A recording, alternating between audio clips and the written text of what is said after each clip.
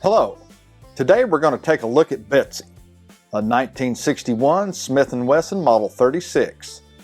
Throughout the 1960s and 70s, Betsy was never far away from my dad. She walked with him in the woods, fished with him at the lake, and traveled on all his business trips. And one cool September day, she even had to defend him from a mob. So let's learn more of the history of the revolver, originally called the Chief Special.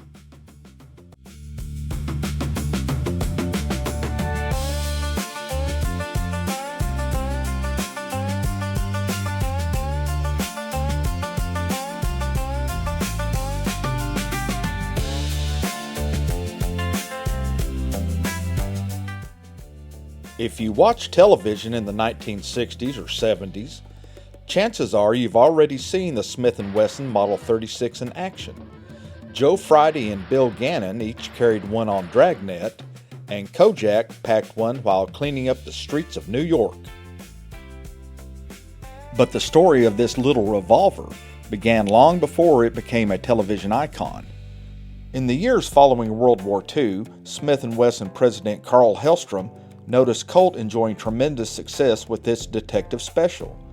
Law enforcement officers and civilians alike wanted a compact revolver that was easy to conceal but still chambered in the powerful .38 Special, offering a significant step up from the smaller caliber pocket revolvers that had dominated the market. Determined not to be left behind, Hellstrom challenged his engineers to build Smith & Wesson's answer to Colt. Their solution was to take the company's tiny I-frame revolver, originally designed for the .32 caliber cartridge, and enlarge it just enough to handle the .38 Special. The result debuted in 1950, a compact 5-shot revolver built on Smith & Wesson's brand new J-frame. It was small enough to disappear under a jacket, yet powerful enough to become one of the most trusted concealed carry revolvers ever produced. It was a traditional single double-action revolver, equipped with a fixed blade front sight and an integral rear notch.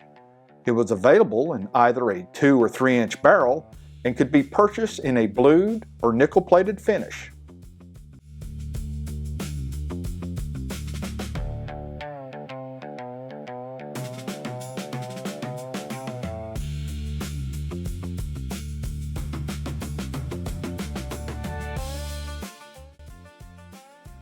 Hellstrom unveiled the new revolver at the 1950 annual meeting of the International Association of Chiefs of Police. During the event, a contest was held to name the gun. We shouldn't be surprised they named it after the very audience they were trying to sell to. Even after Smith & Wesson adopted model numbers in 1957 and officially designated it the Model 36, it is still referred to as the Chief's Special. Betsy didn't come to Dad through the usual channels. In fact, much of her life was apparently spent on the wrong side of the law. Fortunately, at some point she was confiscated by the Dayton Police Department. As luck would have it, a family friend was a district attorney who would give Dad and his brothers a heads up whenever confiscated firearms were going to be made available. And that's how Betsy eventually found her way out of police custody and into Dad's hands.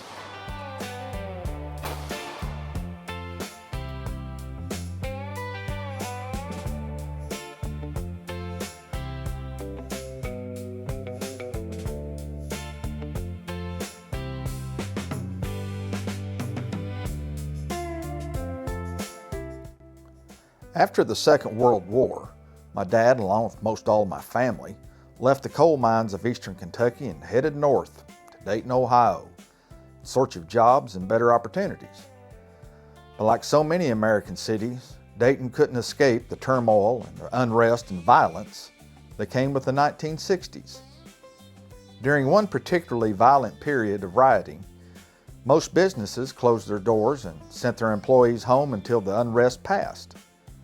Dad's sister didn't have a car, so he and my uncle went downtown to pick her up. As they made their way along the sidewalk to her office, they encountered a group of rioters. Dad pulled Betsy long enough to back the mob down and for the three of them to reach their car and get safely out of the area.